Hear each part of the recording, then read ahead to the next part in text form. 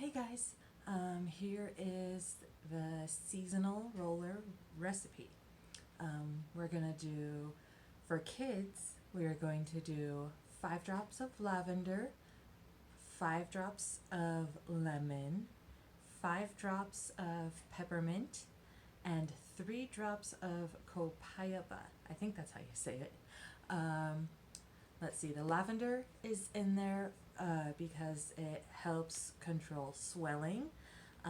It helps improve blood flow by relaxing the muscles around your blood vessels.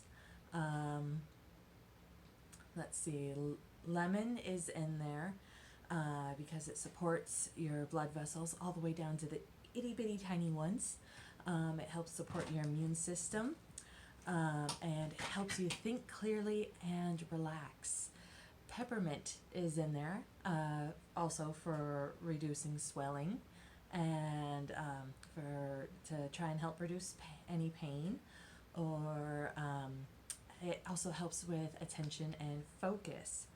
Copiaba is in there as well because it also strongly reduces swelling and helps thin mucus. Also, you're not dealing with all this issues.